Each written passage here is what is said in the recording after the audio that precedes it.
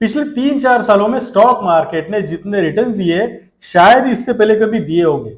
और आजकल stock market में आने वाले लोगों की संख्या इतनी बढ़ चुकी है कि पहले से काफी ज्यादा लोग स्टॉक मार्केट में इन्वेस्ट करना शुरू कर दिए। लेकिन दिक्कत ये आ रही है कि नए नए लोगों को पता नहीं चल रहा है कि इतने सारे स्टॉक से कौन से स्टॉक में हमको इन्वेस्ट करना चाहिए। और जब भी ये किसी के पास जाते हैं तो उनको लगता है कि स्टॉक मार्केट में अगर इन्वेस्ट करना है तो हमें काफी ज्यादा एक्सपर्टाइज की जरूरत है। लेकिन ऐसा कि नहीं है। जितना स्टॉक मार्केट डिफिकल्ट लगता है, हालांकि ये उतना डिफिकल्ट नहीं है। क्योंकि अगर आपको स्टॉक मार्केट में इन्वेस्ट करना है तो कुछ बेसिक चीजों का अगर आपको नॉलेज आ जाए तो आप स्टॉक मार्केट में अच्छी तरह से इन्वेस्ट करके पैसे बना सकते हैं। लेकिन लोगों के मन में सबसे बड़ा डाउट होता है ये फंडामेंटल एनालिसिस और टेक्निकल एनालिसिस क्या होता है। क्योंकि जब भी आप किसी एक्सपर्ट के पास जाएंगे तो वो बोलेगा ये स्टॉक मैंने एनालाइज किया है, मैंने इसमें फंडामेंटल्स देखे, या फिर कोई बोलेगा मैं टेक्निकल एनालिस्ट हूं, उसके बेस पे स्टॉक सजेस्ट कर रहा हूं। फंडामेंटल एनालिसिस क्या है या फिर टेक्निकल एनालिसिस क्या है? अच्छा, अगर मुझे इन्वेस्ट करना है तो मुझे क्या सीखने की जरूरत है? क्या मुझे फंडामेंटल एनालिसिस पे काम करना चाहिए या फिर मुझे टेक्निकल पे काम करना चाहिए? तो ऐसे बहुत सारे क्वेश्चंस लोगों के मन में होते हैं, जो लोग नए आते हैं उनके दिमाग में तो होते ही होते हैं। और इसी का सॉल्यूशन हम लोग लेके आए, क्योंकि हमें ऐसे लगता है कि लोगों को स्टॉक मार्केट के बारे में अगर सही ज्ञान दिया जाए तो हर कोई इंसान स्टॉक मार्केट से पैसे इन्वेस्ट करके बना सकता है। और क्योंकि लोगों को सही नॉलेज नहीं होता है, ये लोग गलत इंसान के पास जाके अपना पैसा गलत तरीके से इन्वेस्ट करते हैं और जो पैसा बनाना चाहिए वो उनको नहीं मिलता है।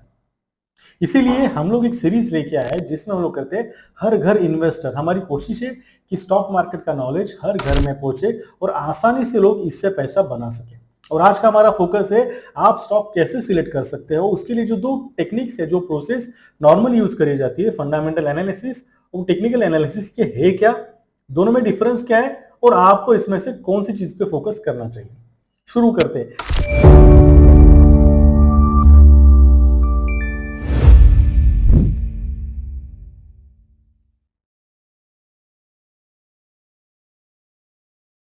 सबसे पहले फंडामेंटल एनालिसिस। नाम आपको लगता है कि एनालिसिस तो क्या होगा, लेकिन अगर मैं आपसे कहूं कि ये चीज आप आपके लाइफ में रोज करते हो। कैसे? अगर आप मान लीजिए कोई घर लेने जाते हो, तो अगर आपने डिसाइड कर लिया कि मुझे कोई प्रॉपर्टी लेना है तो फिर आप क्या करते हो? आप वो प्रॉपर्टी के बारे में पूरी इंफॉर्मेशन लेते हो। जैसे कि जो प्रोजेक्ट में देखने जा रहा हूं उसका बिल्डर कौन है, बिल्डर का पास रिकॉर्ड क्या है, उसने अभी तक कितने प्रोजेक्ट्स पे काम किया है, क्या ये बिल्डर का ट्रैक रिकॉर्ड अच्छा है, इसने जो भी कमिटमेंट्स दिए थे क्या सच में उनको पूरा किया है या बस कमिटमेंट देता है और बाद में मुकर जाता है। हम लोग क्या देखते हैं? बिल्डर का नाम कैसा है। फिर हम लोग जाते हैं कौन से एरिया में हम लोग इन्वेस्ट कर रहे हैं, वो एरिया कैसा है। अच्छा, जहां प्रोजेक्ट पे हम लोग देख रहे हैं वो प्रोजेक्ट में एमिनिटीज क्या क्या मिलने वाली, मतलब जो प्रोजेक्ट हम लोग देख रहे हैं उसमें क्या गार्डन है, बास्केटबॉल कोर्ट है, क्रिकेट कोर्ट है, बच्चों के लिए क्या फैसिलिटीज है, जो एल्डर लोग हैं उनके लिए क्या फैसिलिटीज, सीनियर सिटीजन के लिए कुछ स्पेसिफिक जगह बना के रखी हुई है। तो हम लोग क्या कर रहे हैं, वो प्रोजेक्ट की डिटेल्स पे फोकस करते हैं। फिर हम लोग देखते हैं कौन से एरिया में ये प्रोजेक्ट है, मतलब जहां पे ये प्रोजेक्ट है क्या उसके आजू बाजू में मॉल्स है, स्कूल है, या फिर और जो इंपॉर्टेंट चीजें जैसे हॉस्पिटल्स अवेलेबल है। तो हम लोग क्या कर रहे हैं, हम लोग जो प्रॉपर्टी देखने जा रहे हैं वो प्रॉपर्टी का एनालिसिस कर रहे हैं, प्रॉपर्टी का ओनर का एनालिसिस कर रहे हैं, और ये प्रॉपर्टी कौन से एरिया में है वो एरिया को भी देखते हैं। अगर मैं आपसे कहूं इसी को फंडामेंटल एनालिसिस कहते हैं, तो आप मुझे बताइए क्या आप एनालिसिस कर चुके हैं या करते हैं? डेफिनेटली अगर आपने घर लिया है या फिर आप घर लेने जा रहे हो तो एनालिसिस आप ये नॉर्मली करते हैं, और इसी बेसिक एनालिसिस को कहते हैं फंडामेंटल एनालिसिस। यानी यही सब एनालिसिस आपको करना चाहिए जब आप स्टॉक खरीदते हैं। यानी जब आप क्या कर रहे हो, घर लेने जा रहे हो तो आप इन्वेस्टमेंट कर रहे हो। उसी तरह से अगर आपने डिसाइड किया है कि मुझे स्टॉक मार्केट में इन्वेस्ट करना है, तो ऐसी बेसिक चीजों का अगर मैं एनालिसिस करूं तो उसे कहते हैं फंडामेंटल एनालिसिस, जो कि एकदम से इजी है। लेकिन कुछ लोगों ने इसको बहुत सारे फॉर्मूला कैलकुलेशन डाल के ऐसा बना दिया है कि नहीं इसमें बहुत सारा रिसर्च लगेगा तो ही आप स्टॉक ढूंढ सकते हो। हालांकि ये वैसी बात नहीं है। अगर फंडामेंटल, जैसे अगर आपको लगता है कि आपको कोई स्टॉक बाय करना है तो बेसिक चीजें क्या दिखनी चाहिए? पहले तो जिस कंपनी में आप इन्वेस्ट करने की कोशिश कर रहे हो वो कंपनी का ओनर कैसा है, उनका मैनेजमेंट कैसा है, आपको उसके बारे में कुछ आइडिया है, या फिर उसका ट्रैक रिकॉर्ड कैसा है। मान लीजिए आप कोई कंपनी डिसाइड करते हो जो आती है टाटा ग्रुप के अंदर, तो आपको पहले से ही पता है ग्रुप का नाम अच्छा है, इनके ऊपर ट्रस्ट है लोगों का। तो अगर ऐसी कंपनी है तो अगर आप इन्वेस्ट करेंगे तो बेटर रहेगा। यानी पहले आपको क्या देखना है, जो कंपनी में आप इन्वेस्ट करना चाहते हो उसके ओनर की या फिर उसके मैनेजमेंट के लिए आपको क्या इंफॉर्मेशन है। अगर कोई ऐसा ग्रुप है जिसका मैनेजमेंट का नाम पहले से खराब है, ये लोगों को डुबा के भाग चुका है या फिर बहुत सारे प्रोजेक्ट्स में कुछ तो घपला दिख रहा है, तो आपको ऐसी जगह पे इन्वेस्ट करना चाहिए क्या?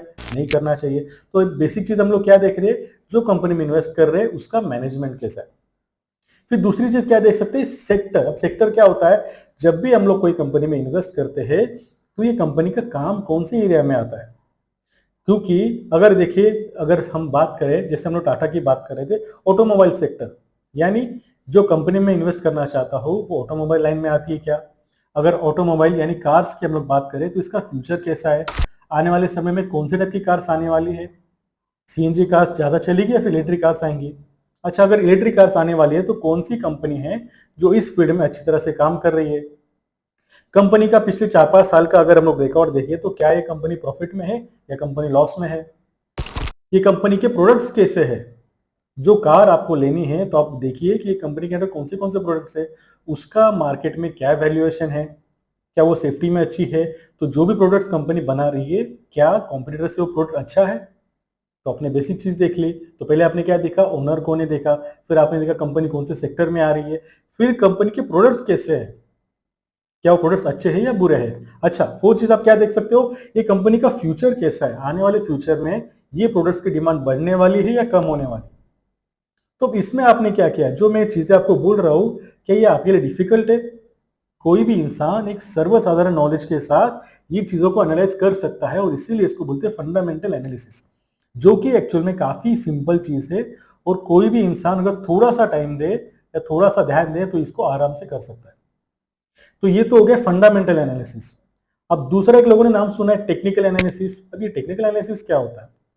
टेक्निकल एनालिसिस भी नाम थोड़ा टेक्निकल लगे, लेकिन ये भी काफी सिंपल चीज है। इसमें क्या होता है, जो प्रोडक्ट हम लोग ले रहे उसका प्राइस पे फोकस किया जाता है। यानी अगर हमने सोचा कि हम लोग कोई प्रॉपर्टी बाय करने जा रहे हैं, तो पहले हमने क्या देखा, प्रॉपर्टी का एरिया कौन सा है, ओनर कौन सा है, ये सब जब एनालाइज कर रहे थे उसको हम लोग कह रहे थे फंडामेंटल एनालिसिस। अब प्रॉपर्टी के दो पर्पज होते हैं, या तो आप खुद रहने जा रहे हो, और दूसरा पर्पज होता है इन्वेस्टमेंट, यानी मुझे रिटर्न्स कितने मिलेंगे। अब रिटर्न्स के लिए क्या पता होना चाहिए कि जिस एरिया में प्रॉपर्टी ले रहा हो उसका अभी रेट क्या चालू है, यानी अभी का प्राइस क्या है। फिर और एक चीज आपको देखनी चाहिए, फिर हम लोग देखते क्या देखते, पिछले 10 सालों में ये प्रॉपर्टी के प्राइसेस कितने बढ़े। यानी अगर 10 साल पहले यहाँ पे अगर मैं प्रॉपर्टी लेता था तो आज मुझे कितना रिटर्न्स मिलता था, या फिर पिछले 5 सालों में कितने रिटर्न्स बने। 10 साल में क्या हुआ, 5 साल में क्या हुआ, पिछले 1 साल में कुछ इंप्रूवमेंट हुआ है। यानी पिछले 1-2 साल में यहाँ पे नए प्रोजेक्ट्स आए, या फिर गवर्नमेंट ने कुछ मेट्रो लाइन डिक्लेयर किया है, कुछ मॉल्स आ रहे, उसके कारण सडनली वैल्यूएशन बढ़ गया है। तो जो प्रॉपर्टी में लेने जा रहा हूं उसका पिछले 5 सालों का, 1 साल में, 10 साल में क्या मोमेंटम आया है उसके प्राइस में।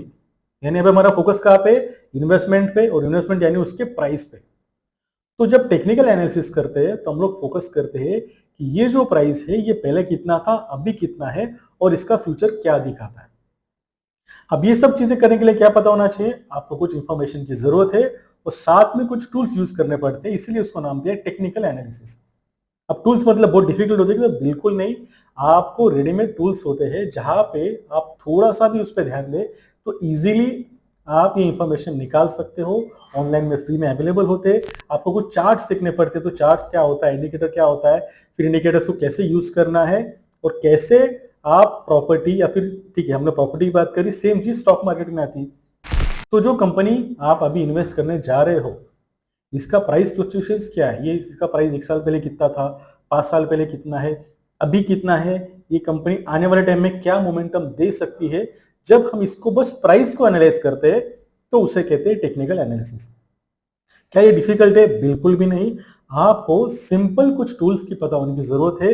यानी एक जो बेसिक चीज है, चार्ट। चार्ट क्या होता है आपको याद रहेगा, जब भी हम लोग स्कूल कॉलेज में कुछ प्रोजेक्ट करते तो हम लोग चार्ट बनाते थे कि पहले क्या हुआ उसके बाद क्या। उसको ये आपको बनाने की भी जरूरत नहीं है, आपको रेडीमेड टूल्स होते हैं जो आपको चार्ट्स प्रिपेयर करके देते हैं।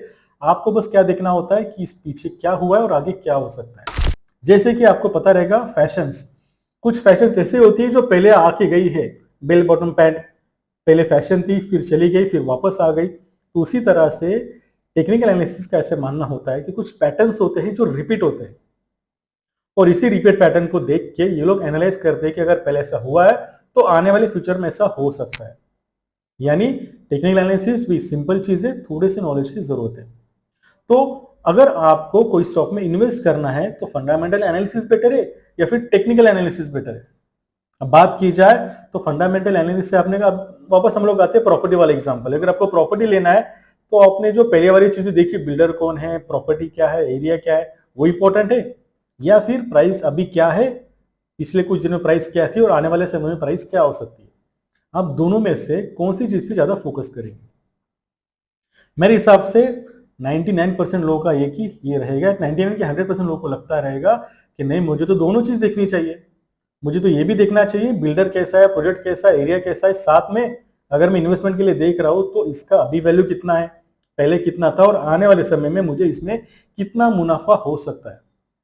तो यानी प्रॉपर्टी लेने गए तो आप दोनों चीज देख रहे हो, फंडामेंटल भी देख रहे हो और प्राइस यानी टेक्निकल एनालिसिस भी कर रहे हो। इसी तरह से जब आप स्टॉक मार्केट में इन्वेस्ट करने की कोशिश करते हो तो आपको कंपनी के फंडामेंटल्स भी पता होने चाहिए और कंपनी का प्राइस भी पता होना चाहिए, फिर उसका वेरिएशन पता होना चाहिए कि टेक्निकल के हिसाब से आने वाले समय में कितना रिटर्न्स आपको ये कब दे सकता है। तो सिंपल चीज है, अगर आपको कोई स्टॉक चूज करना है तो आपको फंडामेंटल एनालिसिस भी उस पर करना चाहिए और साथ में टेक्निकल भी करना चाहिए। कोई एक चीज आप करोगे तो आपका आधा अधूरा एनालिसिस होगा और रिजल्ट आपको जैसा चाहिए वैसा नहीं मिलेगा।